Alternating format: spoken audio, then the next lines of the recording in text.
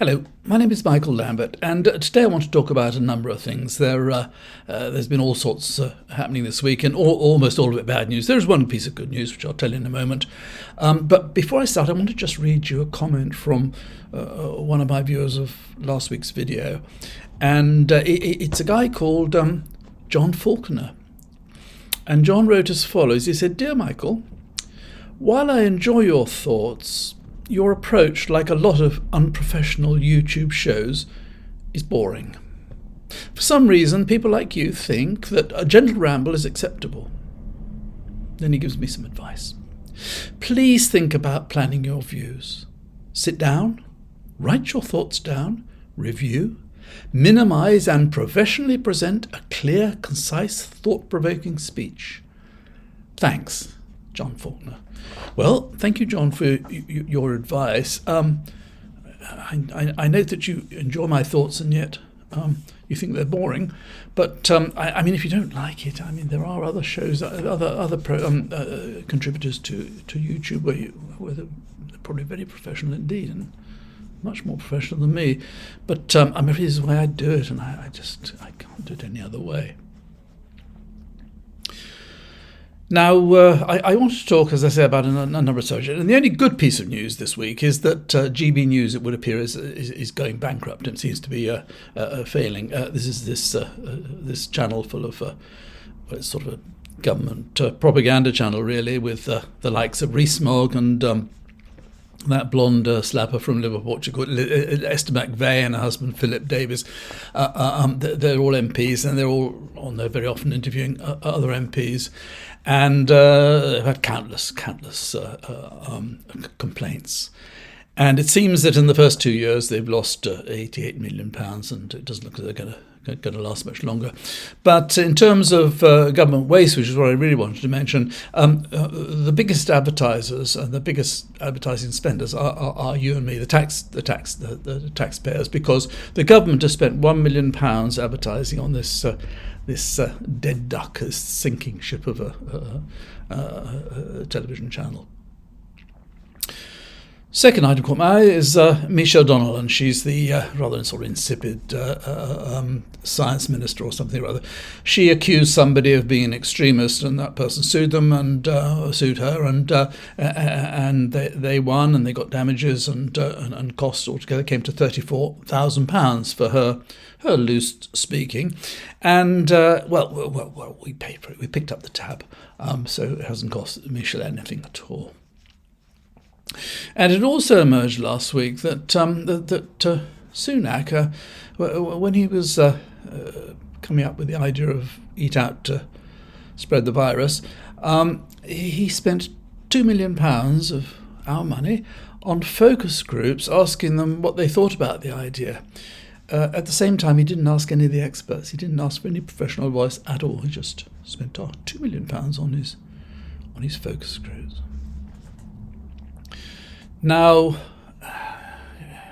it's the same every week. I mention import controls. They are coming into an effect at the end of the month, and it's just going to make importing food very, very much more difficult and more expensive and more complicated. And it's happening at the right time, because it coincides with the farmers announcing that this year's crop, because of all the rain throughout the winter and all the standing water, this year's crop is going to be the worst crop failure since World War II. That's 80 years ago. That's according to the Daily Express. And they even say that Daily Express says that new border controls will cost businesses at least £2 billion per year and will fuel inflation. And so on top of all that, it means that we'll have less fruit and vegetables apart from anything else. And whatever fruit and vegetables there are probably going to be very expensive. And so people are going to be resorting more and more to eating unhealthy food, and we'll end up more and more people having health problems later on, which the NHS will have to deal with through eating pies and cakes and kebabs instead of healthy food. It's just all making life more difficult and just more expensive and more inefficient, and just stupid, really, isn't it? The UK has agreed to accept CE marks from products produced in the EU, but the EU are not going to accept our UCKA mark. That's a new one we've invented now that we've taken back control. So that will obviously favour European manufacturers, and UK manufacturers will now have to get a UKCA mark and a CE mark. Have to test twice, once for the UK and once for Europe and the rest of the world. Now, on Rwanda, I do a bit of tweeting occasionally, and I read a lot of tweets. And one person who's been tweeting that I've been following for several years now is a lady by the name of Sarah Murphy, and she is really, really good, clever at coming up with really smart tweets, which seem to summarise a situation very, very succinctly. And she tweeted about Rwanda, and she said the following. She said, so the government is paying 500 plus million to send maybe nobody to Rwanda on planes that they cannot charter, to live in houses that have been sold off, which will deter no one from trying to come to the UK. And Sunak is threatening to leave the ECHR if they can't do this. Totally effing nuts. And I think that sums it up. This is just going on and on and on. This Rwanda, complete and utter waste of money. But Sunak's desperate to show that just one of his pledges may be working. Now, on company news, there's a slightly bit better news, really, and that is that although everybody's mortgages have gone up and we're all paying absolutely through the nose, the good part of it is that HSBC profits have doubled this year, which is nice for the shareholders of HSBC. And also the food has got very, very expensive, as you know, and like HSBC, Tesco's profits have doubled this year.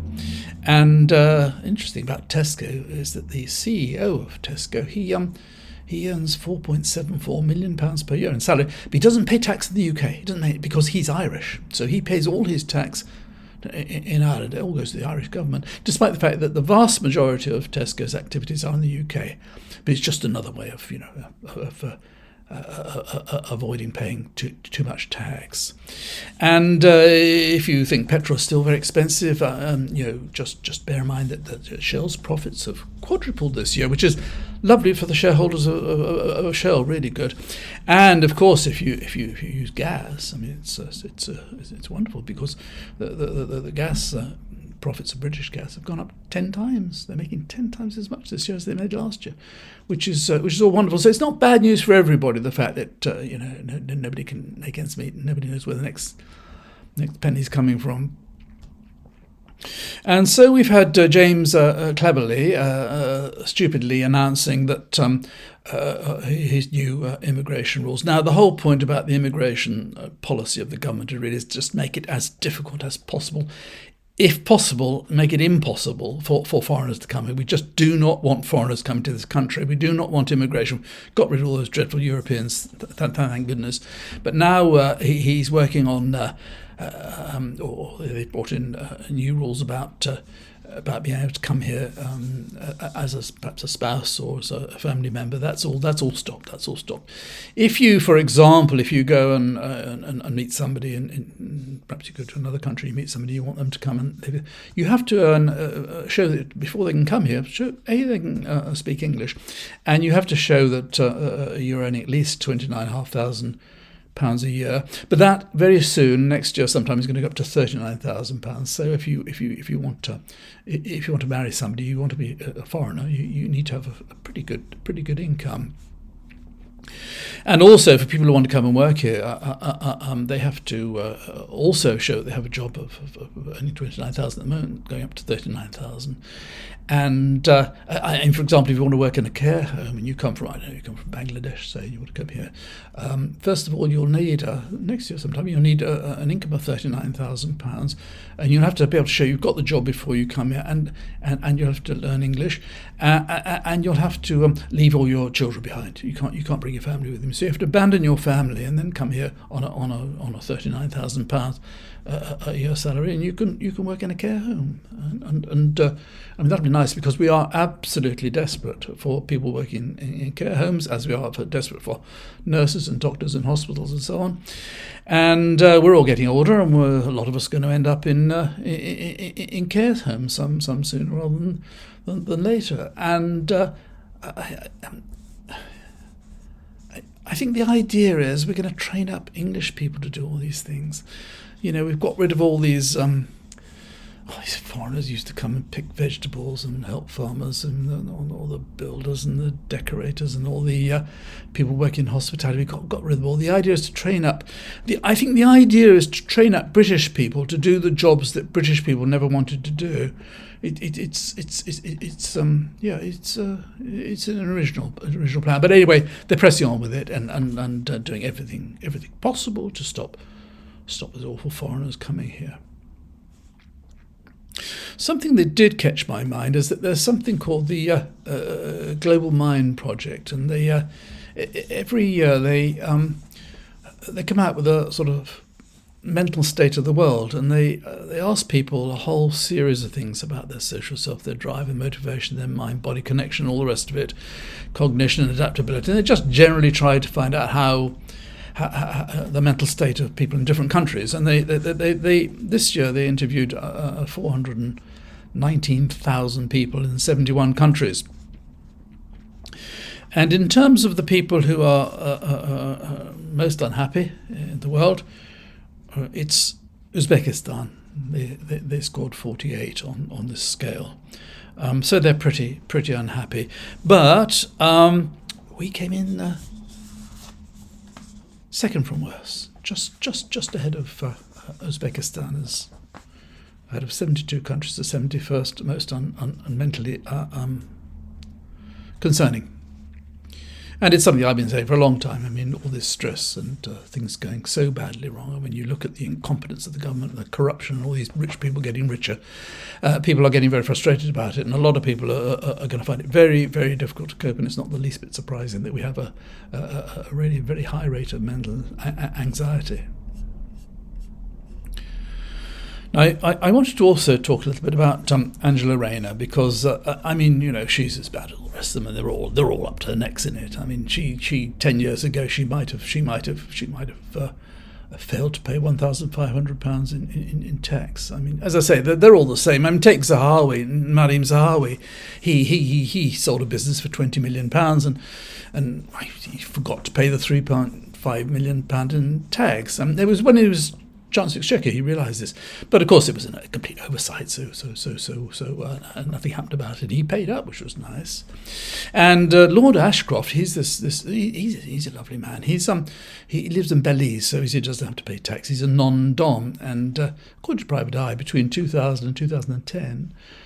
He avoided 112 million in tax by being a non-dom, and of course since then he'll have avoided a lot more. So he's avoiding hundreds of millions in tax, and he's the one who wrote the book exposing Angela Rayner's outrageous tax fiddle, alleged. And then there's that nice, lovely man, Anthony Bamford. He's worth 10 billion, and it's apparently HMRC have been looking into his affairs over the last 3 years, and it seems that it's generally thought he owes £500 million, and he's had to resign from the House of Lords. He seems to have sort of gone quiet. I think he's expecting the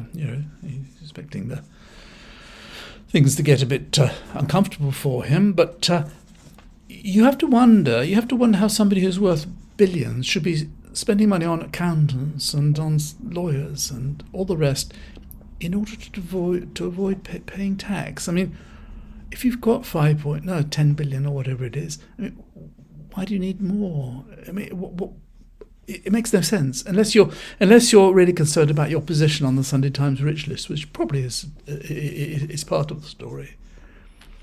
But how is it when you're so fortunate that you're worth billions and you should pay people to find ways of not paying tax? Look at Bernie Ecclestone, the little man that ran lovely man. He ran F1 to do all those years, and turned out he owed 650 million, or he ended up paying 650 million in tax and penalties because he tried to get out of it. It's like these people that go abroad, like Jim Radcliffe and that absolutely odious Hoover man Dyson, go off to other countries, try and save tax, don't pay any tax. You've got these billions and millions, don't pay tax, you don't share any of it. And as I say, like the CEO of Tesco's, I mean, how dare they really? He earns his money here from a business that operates here. He says, well, I don't pay tax here. No, I can pay a bit less tax if I do it in Ireland. He's only 4.74 million a year. And then there's the Rothermere, isn't there? There's old Rothermere. He owns the Daily Mail. And it's read by thousands of people. I think the circulation is falling pretty quickly. Not a bad thing either. But he's got a huge house and a huge stately home in the UK, and then he says he lives in France. He doesn't pay tax. He pays his tax in France. And the Daily Mail, doesn't pay any tax here. No. Daily Mail is registered in Bermuda. It's a Bermudan company. So a Bermudan company is printing a national newspaper here, not paying any tax at all. I mean. And we just seem to accept all this. It's kind of okay, These guys are kind of smart because they didn't pay any tax, and they're so rich they're above it all anyway. And of course they have the independence. They don't have to sit around and look at everything degenerating. They don't look at crime and shoplifting and all these social problems and mental health and the problems with health. They can go anywhere, private health, and they can go and live in nice places and nice houses and have a great time. It's so immoral, really. But as I say, I mean, nobody seems to, nothing can happen about it. And on the question of tax, there's a thing I read recently about the number of civil investigation cases opened by HMRC in the last 5 years. The number of investigations have fallen by a half. They're now only doing 50%. There was a piece in The Observer which it reported last month that HMRC has not charged a single company under landmark legislation to crack down on tax evasion.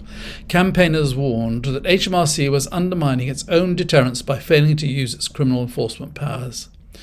Civil investigations opened by the Offshore, Corporate and Wealthy Tax Unit of HMRC Fraud Investigation Service fell from 1,417 in 2018-19 to 627 in 2022-23. Figures disclosed to the independent think tank Tax Policy Associates by HMRC in September 2021 revealed that UK taxpayers held nearly £570 billion in tax havens, which would include offshore funds. Now, HMRC, and they'd probably be quite right, they'd say that they haven't got the resources. And of course, with cutting everything, it's like, you cut the police force, you won't solve as much crime. You cut the tax authority, and they won't. You'll find more and more people get away with tax evasion. At the same time, of course, if you want to try and sell something for a profit and at a boot sale or on eBay, they'll be all after you. They'll be all over you. Or if you fail to declare anything, if you're a small taxpayer, because they know they've got the power, and they just tell you and they threaten you, and that's it, or you'll be in court. Whereas all these rich people are just using lawyers and just running circles around the government, around HMRC, and it's just crazy. Anyway, finally, I wanted to mention an article that was in the Daily Mail today, and it said the following. It said, Brexit, Britain becomes the world's fourth biggest, all in capitals, biggest exporter in blow to Remainers who said leaving the EU would be a disaster. The UK has shot up from its previous ranking of 7th in 2021. It has overtaken France, the Netherlands and Japan for goods and services exports. Kemi Badenoch, a charming and modest trade secretary, she told the Mail These new figures show how the UK is punching above its weight on trade. It's the same Kemi Badenoch who said only a few weeks ago that negotiations with Canada for a free trade deal were ongoing, despite the fact that Canada then confirmed that talks had finished because she'd walked out, and we're now paying 6% on whatever we export to Canada. And I would imagine she's probably not going to be very welcome if she goes back there. But these figures showing that we're the fourth biggest, I suppose it must be America, China and Japan, Germany must be ahead of us. And these figures apparently date from 2022, 2 years ago. And they're bloated by very high UK inflation. They're heavily reliant on financial services rather than the export of actual goods. The export of goods have actually fallen faster than the G7 average. And they include non-UK oil and gas passing through British ports en route to their final destination. In other words, during the fuel crisis, a lot of gas and oil came first to the UK and then it was re-exported to Europe, and that was described as imports and exports, including the exports. And that, of course, has all fallen away. But the same Daily Mail article said further on, the UK could slip down the table when figures come out again next year, with a recent report finding that the value of total goods exports fell by 17.4 billion, 4.4% between 2022 and 2023. Last month, the Office of National Statistics, ONS, said that after adjusting for inflation, the UK imported and exported less in 2023 than it did in 2018. And there it is, you've got the government and the politicians, and Sunak in particular, telling us lies all the time about how well things are doing, and at the same time you've got people like the Daily Mail, non-tax-paying Daily Mail, telling us this rubbish. And it isn't right, but there it is. I mean, you've only got to look around you to see how well things are doing, how people are struggling, how anxious people are, and so on. Earlier this week I went to Belgium for 2 or 3 days to have a look around and do another little video, which I'll hope to post next week. And I couldn't believe the difference in the quality of life there. In Belgium, it's not something that jumps out. It's not exactly south of France or Switzerland, but the quality of life there's another world. I mean, it is so much better, and the attitude of people in terms of being positive and so on, as opposed to here, where we're all just, what the hell's going to happen next? It's such a desperate mess. Anyhow, that's what I think about it. I'm sorry it's another moan, but I mean, there's nothing to be cheerful about apart from GB News, of course. And so, if you watched this far, thank you very much indeed. And if you haven't already subscribed, I'd appreciate it if you do so. And until next week, bye for now.